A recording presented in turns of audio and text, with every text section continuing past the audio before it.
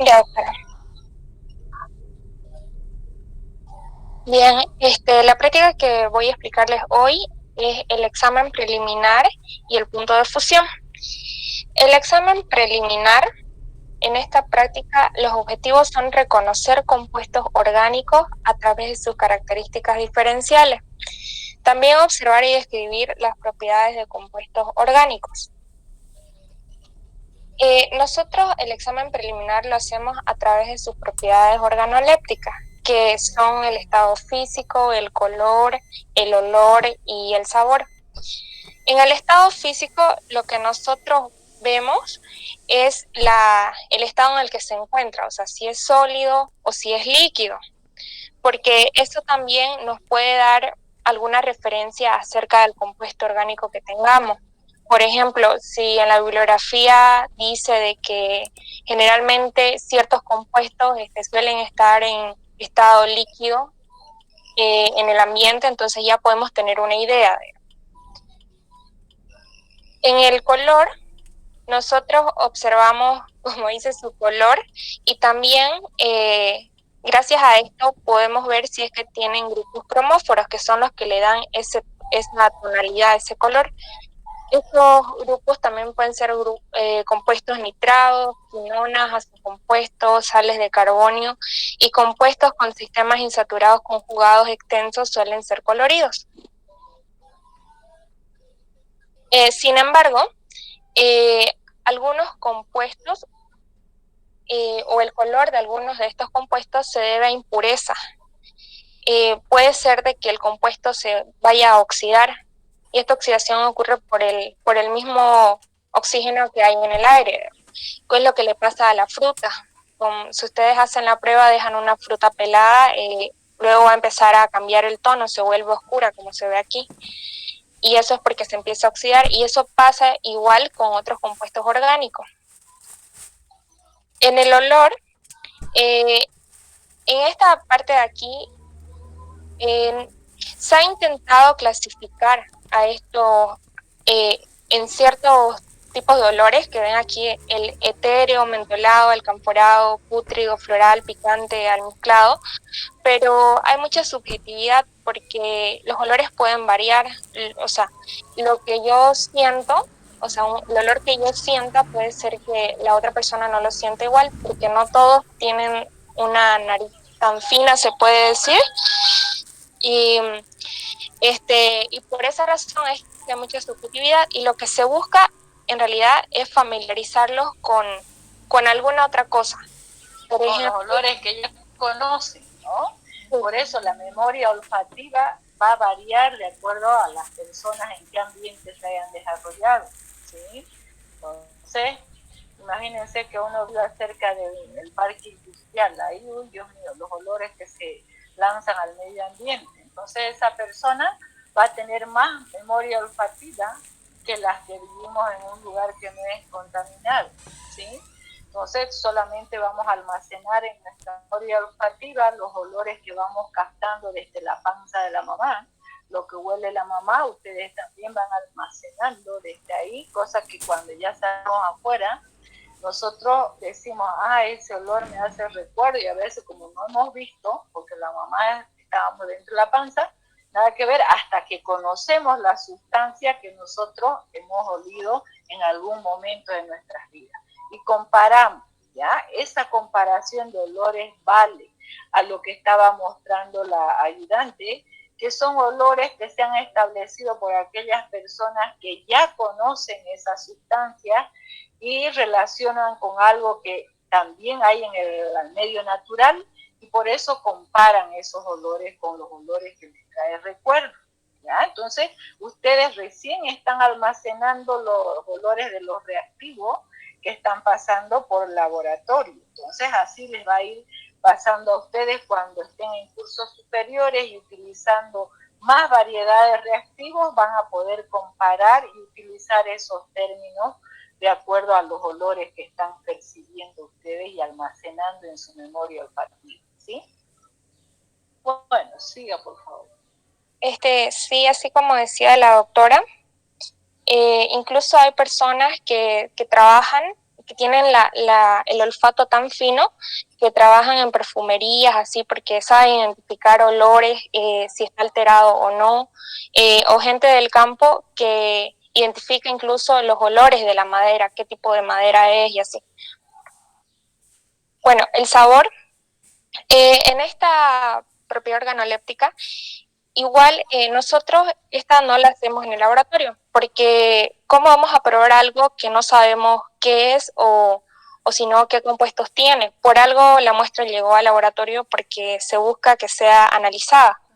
Entonces, corremos el riesgo de quizás de intoxicarnos o que nos pase algo, digamos, porque no sabemos qué es lo que estamos probando. La prueba de combustión. En esta prueba, la mayoría de los compuestos orgánicos son combustibles. Entonces, ¿a qué me voy con que es combustible? A que no deje residuos. Por ejemplo, ustedes ven en esta cápsula que no hay residuos, no hay nada. En cambio, acá se ve algunos escombros. Y los que dejan escombros generalmente son los inorgánicos. Entonces, gracias a esta prueba podemos diferenciar o identificar un compuesto orgánico de un inorgánico. La prueba de inflamabilidad.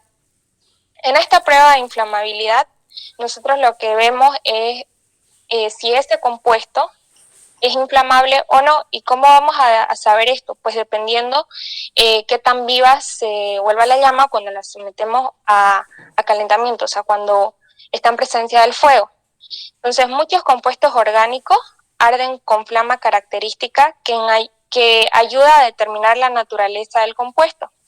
Así, un hidrocarburo aromático que tiene un contenido de carbono relativamente alto arde con una llama amarillenta y fuliginosa. Fuliginosa es como que tenga tiznado o que sea oscurecido.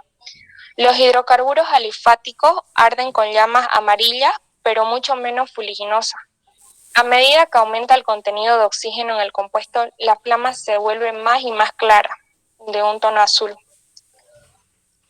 El ensayo de la llama la hacemos cuando en la prueba de combustión nos deja algún residuo, entonces ya tenemos idea de que hay compuestos inorgánicos, pero no sabemos qué compuestos inorgánicos. Entonces, el ensayo de la llama es el que nos ayuda a identificar qué tipo de metal podemos tener ahí, ya que emiten un color característico. Por ejemplo, el sodio, un color medio amarillento, medio naranja, el cobre verde, litio medio rojo. Entonces, como son colores característicos, entonces nos ayuda a identificar. En la parte experimental, en el laboratorio se les daba una muestra sólida y una líquida para que trabajen en el año. Entonces, yo aquí he puesto unos ejemplos de las muestras que le había tocado a mi grupo. Como ya sabíamos, estábamos trabajando con un compuesto conocido en este caso, era el 2-naftol y el acetato de etilo. Entonces, antes de realizar la práctica, nosotros habíamos investigado la densidad de cada uno de estos compuestos. Ya, por lo tanto, ya teníamos ese dato. Ahora, lo que nosotros teníamos que ver, además de eso, es ver sus propiedades organolépticas, que el estado físico, el color, el olor y el sabor, como les dije, no lo hicimos porque no hacemos esa prueba. Ahora, en el estado físico, ustedes lo que tienen que ver es si es sólido o líquido. Empezando por el 2-naftol, aquí podemos ver que es sólido. Es sólido, ¿ya? Entonces, luego de eso, como es sólido, tenemos que ver qué forma tiene ese sólido. Entonces, a eso se va con qué forma tienen esos cristales.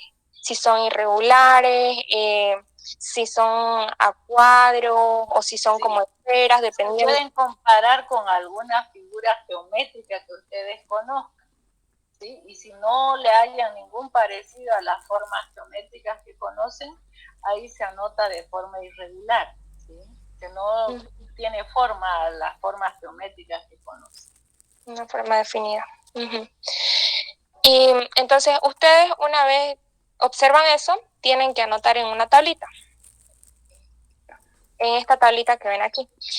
Colocan su muestra, ven el estado físico, la densidad, que lo investigan previamente, la forma de los cristales, si es que fuera si estuviera en estado sólido, por supuesto, el color, el olor, la prueba de inflamabilidad, la prueba de combustibilidad, el pH, el color de la llama. No, eso es cuando deja residuos. Hasta ahí nomás, claro. Ya después les va a explicar. Ajá. No las confundan. Ya. Entonces, aquí, en el 2-naftol, eso es lo que vemos. En el acetato de etilo, por ejemplo, vemos que está en estado líquido. Entonces, nosotros anotamos que está en estado líquido.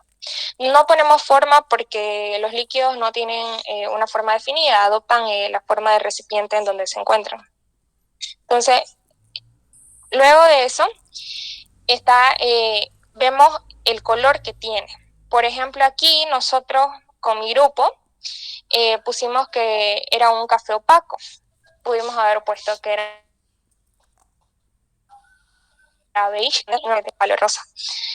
Y algunos le ponían palo de rosa, ¿no? Hay una rosa que tiene su palo verde y otras que tienen... Yo recuerdo que había uno que incluso le puse mauve, porque era un color muy parecido a un labial, y la doctora dijo que tenía que ser colores más comunes.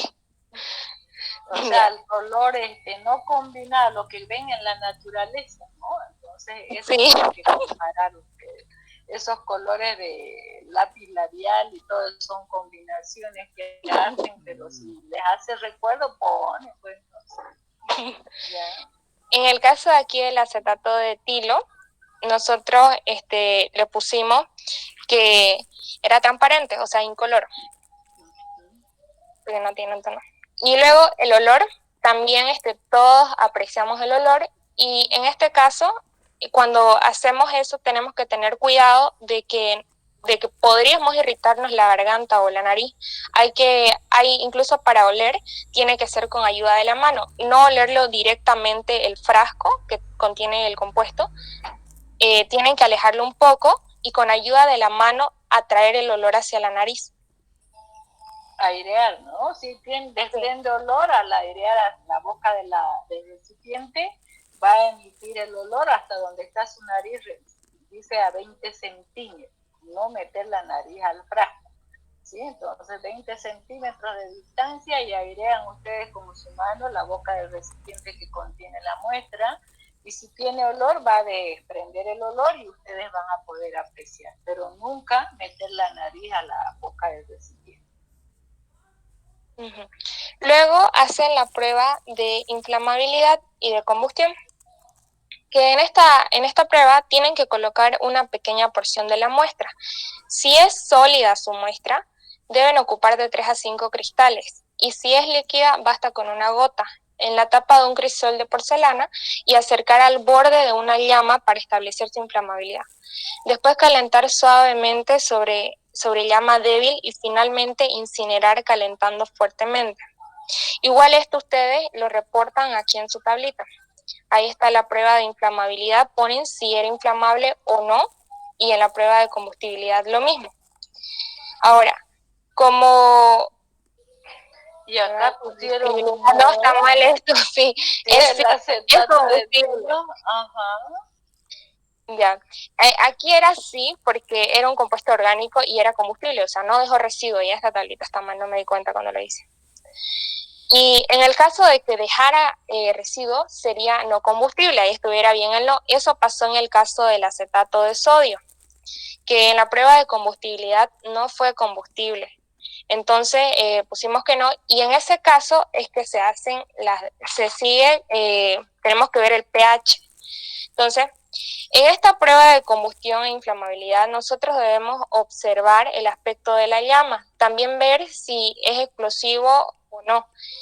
Y si el compuesto es sólido, verificar si funde y la forma de la fusión, o sea, si cambia de color o también si desprende vapores. Esos datos son importantes, tienen que anotarlos porque también les puede ayudar a identificar más el compuesto que tienen. Entonces, el olor de los gases y vapores desprendidos también. Y claro que todo eso con cuidado siempre. Si queda residuo después de la combustión, observar su color y verificar si el residuo funde.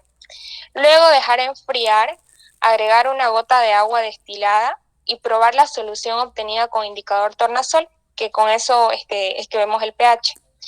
Después añadir una gota de ácido clorhídrico y observamos si hay desprendimiento de gas o no. Luego efectuamos el ensayo a la llama con un alambre de platino. Observamos y luego vemos el color de la llama para luego comparar con las características físicas de los metales. Asa de platino, ¿no? Tienen que hacer, se conocen el asa en biología, utilizan mucho. Entonces, en ese arito que tiene el asa de platino se carga la solución que al agregar el ácido se ha disuelto el metal, ¿sí? Entonces, el residuo metálico que va a quedar se disuelve y se alza de esa solución en el asa de platino y se lleva al borde de la llama y se observa el color de la llama que emite. Y de acuerdo a eso, ustedes pueden saber de qué tipo de metal se trata, lo que les estaba mostrando la ayudante al comienzo, ¿sí? Los colores de llama que emiten los metales, estaba el litio, el sodio, el estroncio, el cobre, el potasio, ¿sí? Entonces, fíjense los colores que emiten, entonces con eso se puede identificar de qué metal se puede tratar y luego se hace ensayos más que verifiquen, porque a veces puede haber impurezas también y que den ese color de la llama. Entonces, para verificar ya se hace análisis cualitativo para poder identificar mejor y después si quieren cuantificar ya se hace análisis cuantitativo, ¿sí? En química analítica van a ver todos esos métodos de identificación cualitativa también y cuantitativa. Pero acá esto sí hay que arreglar, es combustible, es inflamable aquí, el acetato de etilo, el dosnatol no, pero es combustible, ¿sí? Después en la muestra con residuo metálico, el acetato de sodio, ese no era inflamable, no era combustible porque quedaba el residuo de color plomito, ¿no? Entonces este residuo era el que le agregaban la gota de agua para medir el pH y luego agregaban el ácido clorhídrico concentrado para disolver el residuo metálico y esa solución ácida llevaban con el asa de platino al borde de la llama y observaban de qué color desprende la llama. Y eso tienen que elegir un mechero el cual emita la llama limpia, de color celeste.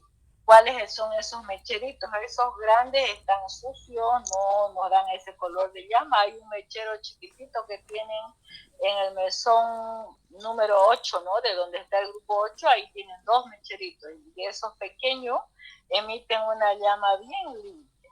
Entonces creo que les van a comprar de esos mecheritos también o estaban comprando ya en este receso. O sea que van a volver a estrenar, chicos, material en el laboratorio. ¿Alguna duda hasta aquí? Ese es el análisis elemental que hacen ustedes, el examen preliminar de cualquier muestra que ustedes tengan que analizar. No siempre van a trabajar en el área de salud, pueden trabajar en la industria alimenticia también. Ahí sí que van a tener que probar su producto que están sacando a la venta, van a tener que probar para saber el sabor que tiene. Ahí se puede probar, pero si son un laboratorio de toxicología donde ahí llegan muestras que conocen que son combustibles, que puede ser harina, azúcar, es comestible, pero si ha llegado al laboratorio de análisis toxicológico, por ejemplo, prohibido probar porque no saben por qué lo han llevado ahí, puede ser que esté contaminado con algo tóxico y van a tener que determinar eso ustedes. En ese caso no pueden probar, pero en el caso que estén trabajando en la industria alimenticia, ahí sí que tienen que degustar para poder apreciar el sabor y saber si va a gustar a la clientela. Entonces ahí sí, ya, pero después es prohibido probar. Cuando llega la identificación de qué es lo que está produciendo de problemas de salud de ese alimento, que se conoce que es un alimento que se usa, ya, pero que está causando daño. Ahí no se puede probar.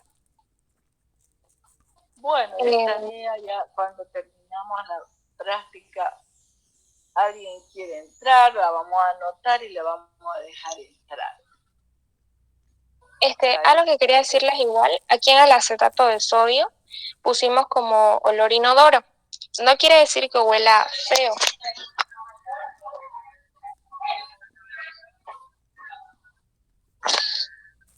Un rato, por favor. ¿Sí? ¿Me escucha?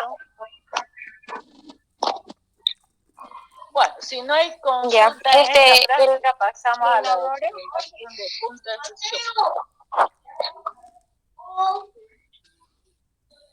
Ya, el inodoro es que en realidad no tiene olor, ya no es que huela mal, no es por inodoro como no es por el inodoro.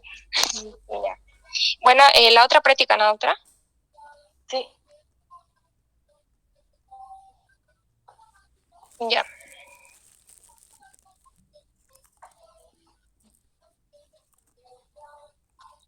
Para la próxima práctica, 2 también, chicos. No se falten, porque si no van a tener 2 faltas. Ya. La práctica número 4 es punto de fusión. En esta práctica, los objetivos son identificar compuestos orgánicos a través de su punto de fusión. También establecer la pureza de compuestos orgánicos mediante su punto de fusión y desarrollar el método capilar para la determinación. Entonces, los materiales que vamos a ocupar son, en este caso, aceite, termómetro, tapón de goma, pinza, un capilar, soporte universal, tubo de ensayo grande, hilo de algodón, vidrio reloj. Esos son los materiales. Ahora, en el punto de fusión, el procedimiento consiste en que, primero que nada, si recuerdan la práctica anterior, ¿no? En el estado físico, también eso nos ayudaba para que determinemos qué tipo podemos hacer luego. Por ejemplo, el caso de, si fuera punto de fusión o punto de ebullición, porque si ustedes tienen una muestra líquida, tendrían que hacer un punto de ebullición, y si tienen una muestra sólida, tendrían que hacer un punto de fusión. Entonces, aquí nosotros en el punto de fusión trabajamos con la muestra sólida.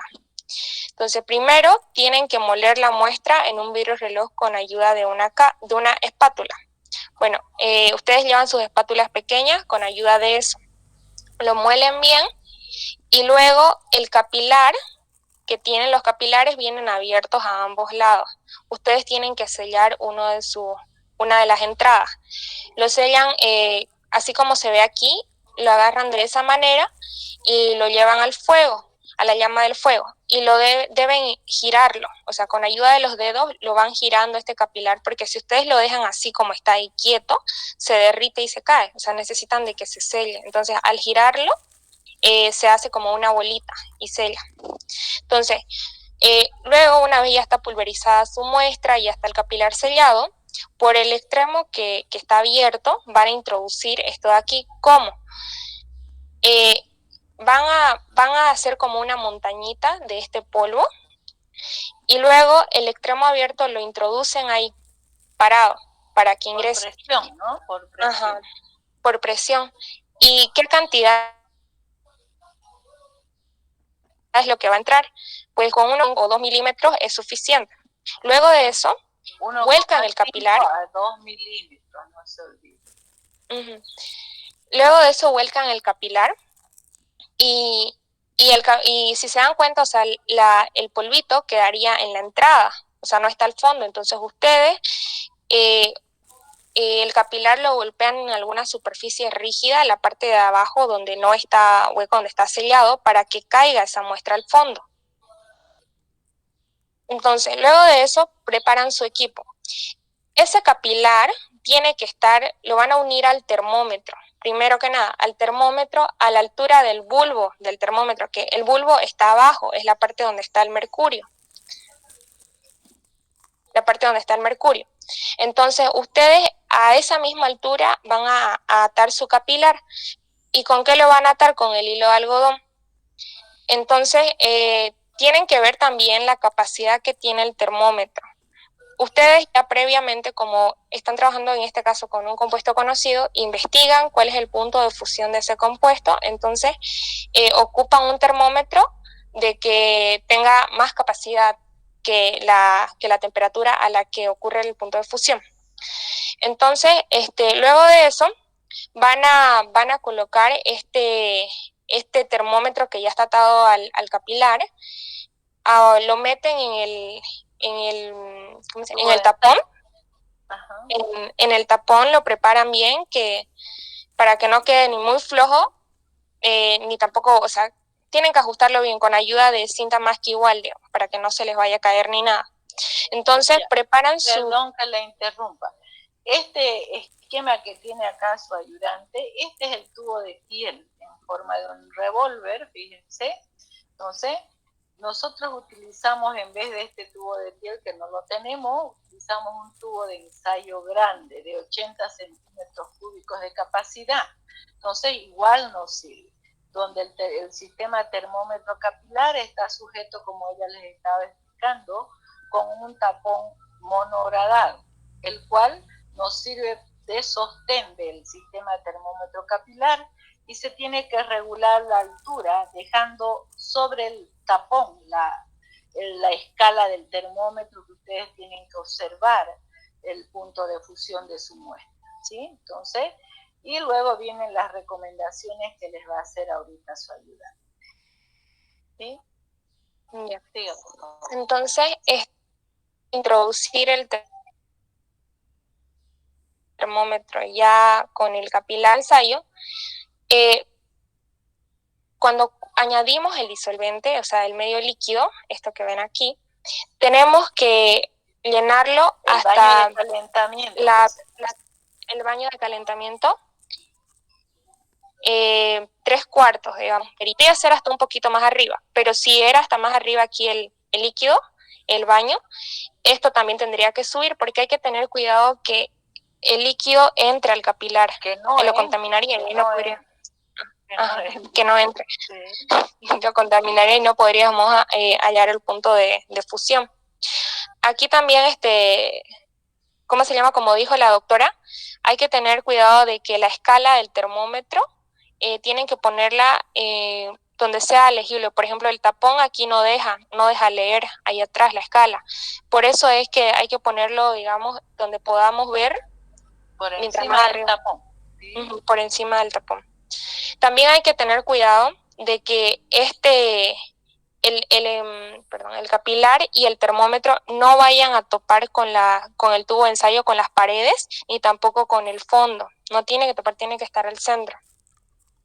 Y bueno, a la hora de hacer el punto de fusión, ustedes tienen que regular el calentamiento de que vaya subiendo de unos 15 grados centígrados por minuto. Esa es la velocidad de calentamiento, tienen que controlar. La velocidad de calentamiento. Y ahora, si ustedes ya saben, ¿no ves cuál es el punto de fusión? La temperatura, antes de llegar a esa temperatura, unos 15 grados centígrados antes, ya empiezan a regular ese calentamiento para que ya no vaya tan rápido, sino que disminuya, que vaya de 1 a 2 grados centígrados por minuto, porque ahí ya tienen que ver con cuidado. Entonces, si va muy rápida la velocidad, entonces de un momento a otro va a aparecer el punto de fusión y no van a saber exactamente cuándo pasó. Ahora, ustedes tienen que anotar, en la bibliografía nosotros encontramos una temperatura, pero esa temperatura en realidad es la media del punto de fusión.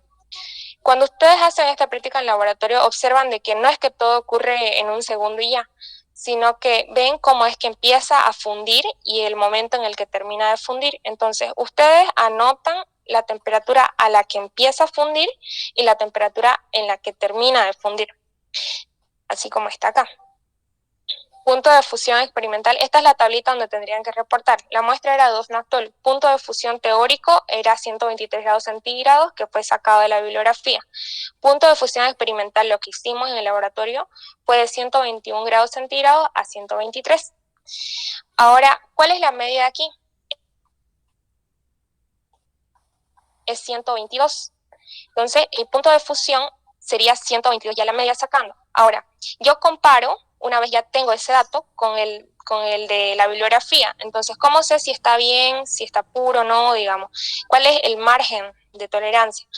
De 122, que era lo que yo saqué, y 123 hay 1 grado centígrado de diferencia, lo cual está en el rango de 1 a 2 grados centígrados, entonces sí entra dentro del margen, de que sí ya se considera, ¿no? Sí, de la pureza que tiene el compuesto. Y ya luego con eso, ustedes sacan su conclusión.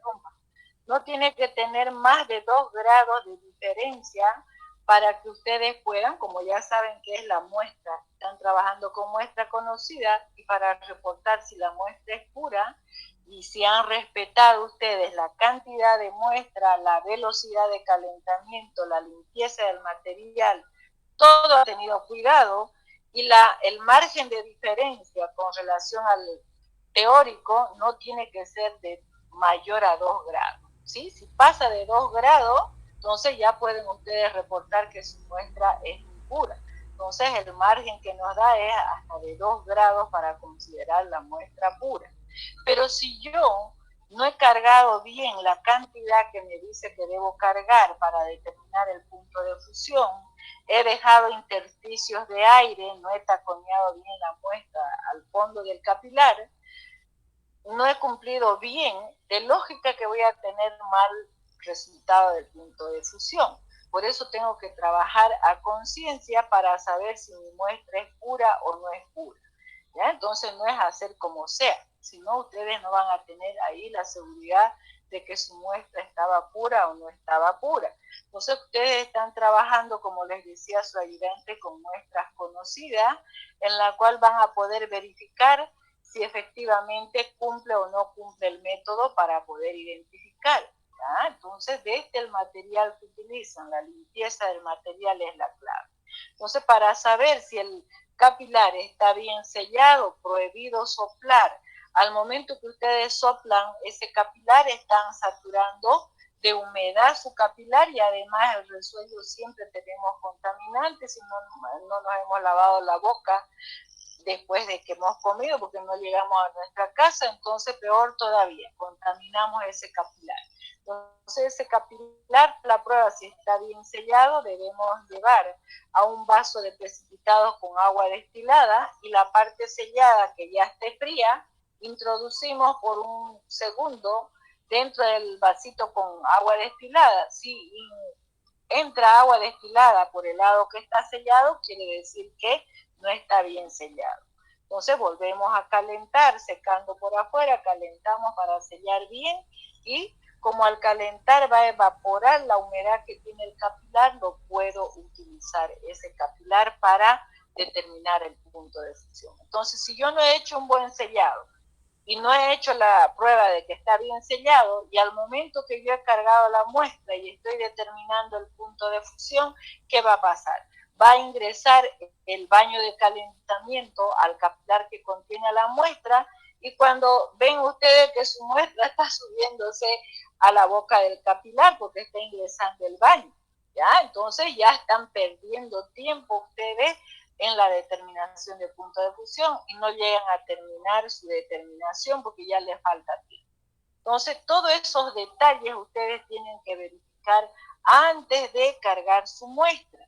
¿Ya? Entonces, esas recomendaciones que se les da es para que cuando ustedes estén realizando la práctica tengan ese cuidado, y cuando vayan a trabajar ya igual tengan todos esos cuidados para no tener que repetir su determinación. Y se puede hacer en paralelo, 2 capilares al mismo tiempo se cargan con la misma muestra, y se tiene que observar bien. Si en los 2 capilares ha dado el mismo resultado, con más razón ahí tienen otra prueba más de que su muestra es pura o impura con el rango de diferencia de punto de fusión. ¿Alguna duda hasta aquí? Miren que nos dio bien el tiempo, porque lo que lleva tiempo es la determinación, acá solamente es explicación. Entonces yo les aconsejo que no se falten, chicos. Los que se han faltado hoy día tienen 2 faltas.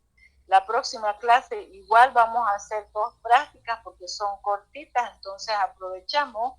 Por ahí tenemos algún problema de que hay problemas de paro y qué sé yo, que no, algunos docentes que seguramente van a imponer porque no nos están pagando sueldo, no hay aguinaldo. que no hay plata, ¿qué vamos a hacer? Entonces, pero yo por lo menos voy a seguir trabajando, entonces no se confíen a eso, no queremos perjudicarlos a ustedes, la cosa que se avance, ¿sí? Entonces, los ayudantes igual no vayan a hacer caso si es que hay algún problema de paro, igual vamos a pasar.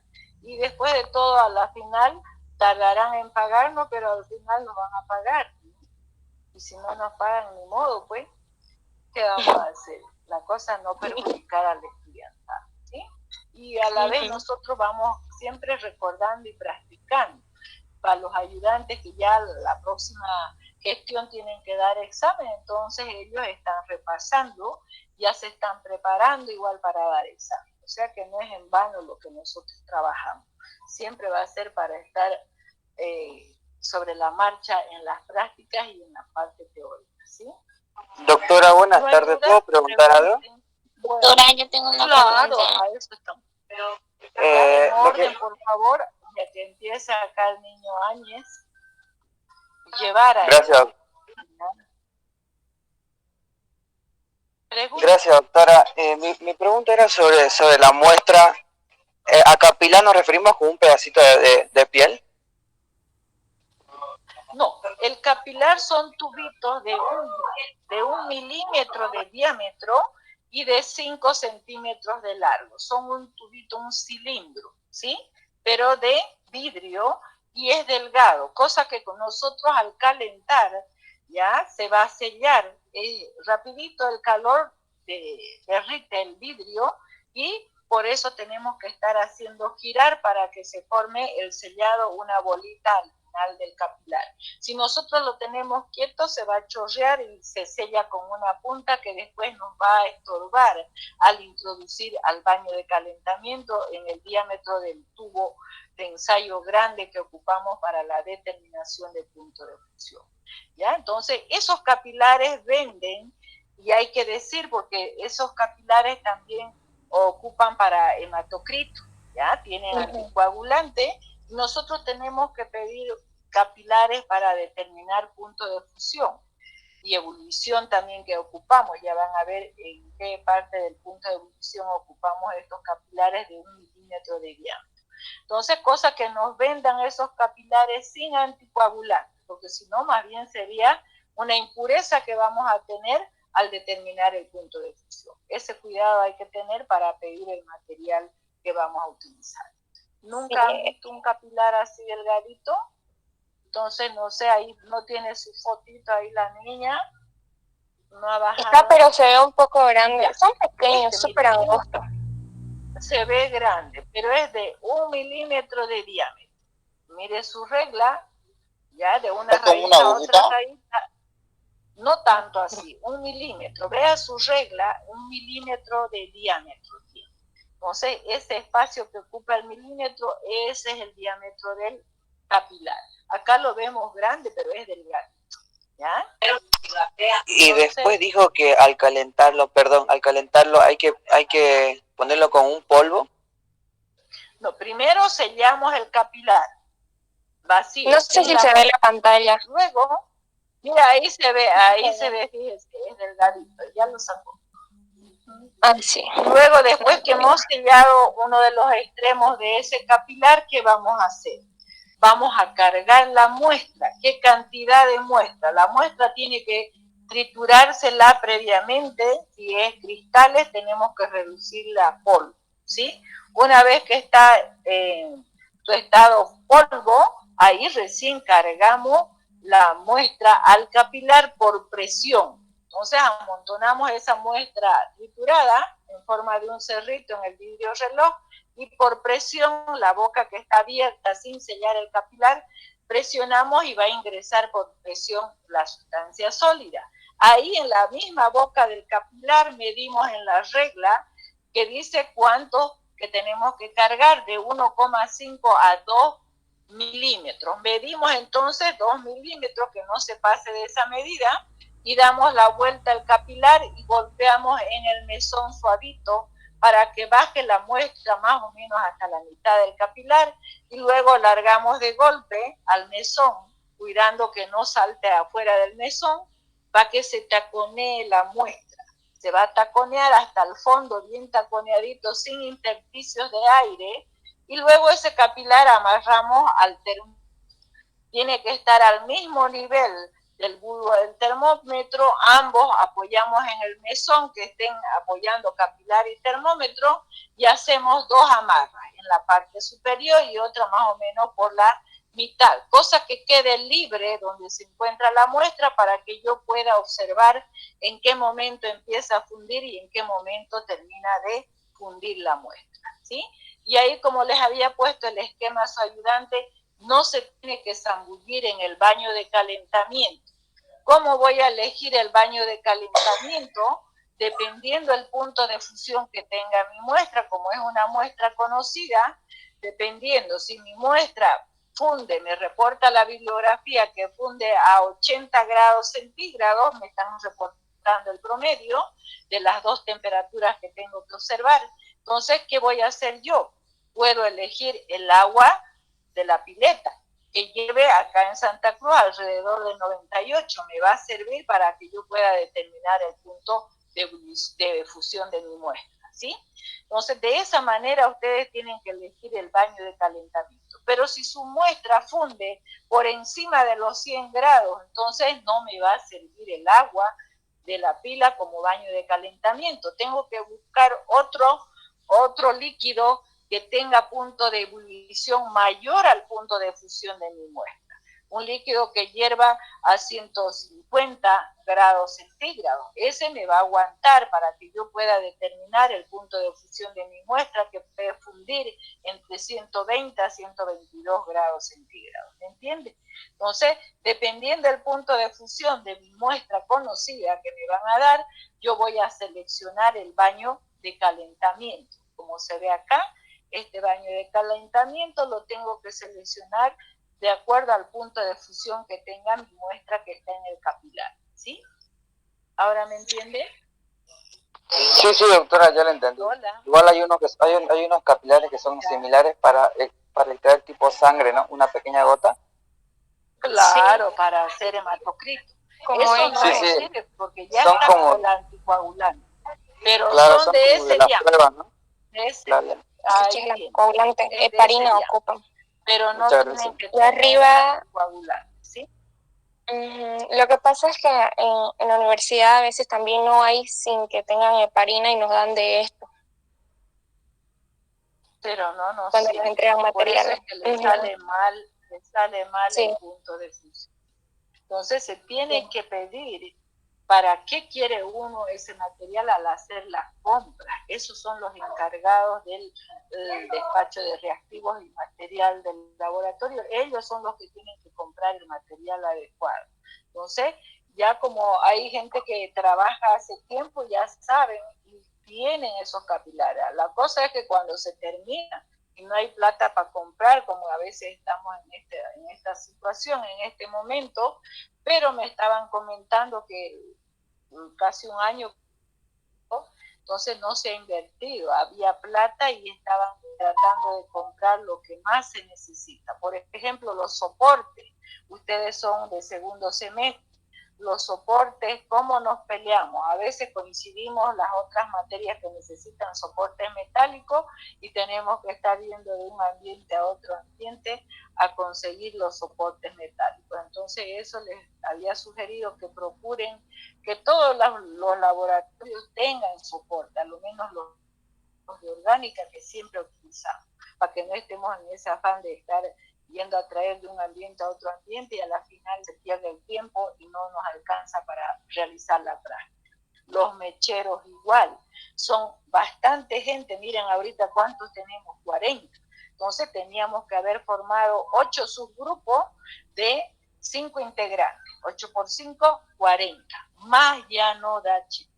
Es para que la gente esté incómoda y no aprenden. Los demás que son más de 5 no hay lugar para que ellos trabajen.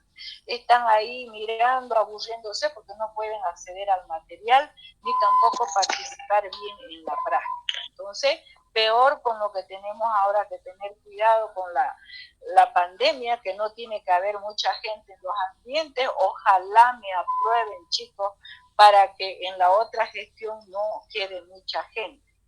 repiten, quedan repitentes y vienen los otros nuevos y ahí es donde se satura. No sé qué vamos a hacer. Dios quiera que ya se acabe esta pandemia y puedan trabajar, no importa que sean numerosos, pero puedan acceder al laboratorio. Si no, no van a observar y no van a poder. Y van a tener que esperar a que se termine el semestre o haya cursos extras para llevar las materias con laboratorio. ¿Ya? Entonces, procuren, chicos, aprobar. Miren, nada más que es demostrativo. Lean, pregunten sus dudas, pero no se vayan al examen con dudas, ¿ya? Nosotros estamos para eso, entonces, para sacarles de sus dudas. ¿Alguna pregunta?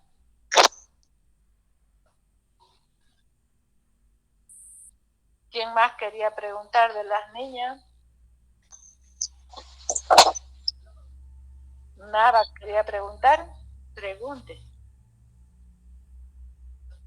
¿Qué duda tenía? Sí, Lisa, yo tenía una pregunta. En una parte la compañera dijo, en caso de que el tubo de ensayo toque con la pipeta, si no me equivoco, o con el termómetro, ¿qué sucede? Ya, con el sistema termómetro capilar. Por eso. Si exactamente está introduciendo esto y topa las paredes, el calentamiento, acuérdese que el vidrio es buen conductor. ¿Por qué utilizamos baño de calentamiento? Para amortiguar y disipar bien el calor, que se disipe homogéneamente, para eso nos sirve el baño de calentamiento. Pero si usted está topando el termómetro, el bulbo del termómetro a las paredes del tubo, acuérdese que el vidrio es buen conductor, en vez de que usted registre la temperatura de fusión de su muestra, va a registrar el calor que tiene el tubo de ensayo. Va a ser por encima de lo que va a ser la fusión de su capilar, de la muestra que contiene el capilar, ¿sí? Entonces, ahí va a tener un error garrafal.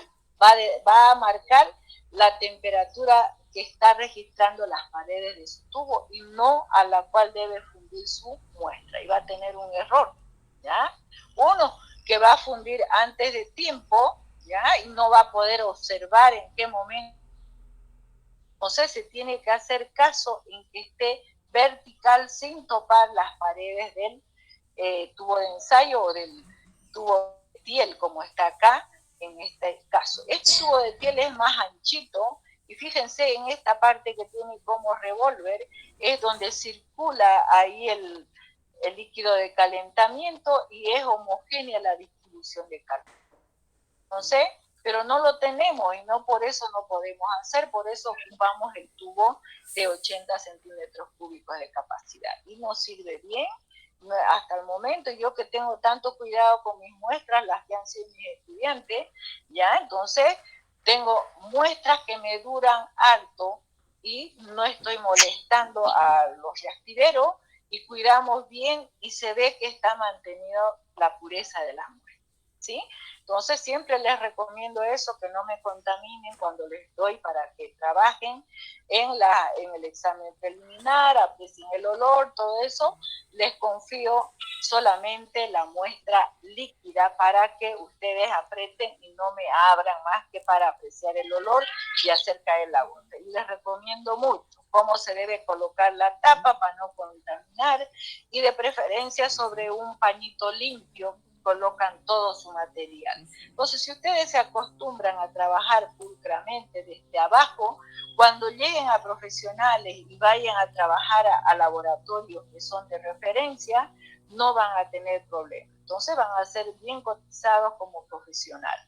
Pero si ven que ustedes son desordenados, sucios para trabajar, al día siguiente los botan, ¿sí? Entonces, acostúmbrense a la limpieza siempre. Van a trabajar con muestras que necesitan tener cuidado para reportar buenos resultados y el médico pueda dar bien su diagnóstico de los pacientes. Pero si el bioquímico le da malos resultados, ese pobre médico va a quedar mal ante sus pacientes por los malos resultados que ustedes dan. Entonces, acostúmbrense a ser pulcros en el trabajo de laboratorio, no solamente en mi materia, en todas las materias, con más razón en las materias que van a utilizar muestras contaminadas, que son de pacientes que vienen con problemas de salud. Ustedes mismos tienen que cuidar su integridad. Si son descuidados, hay el riesgo que se lleven enfermedades ustedes también y contagien a sus familiares.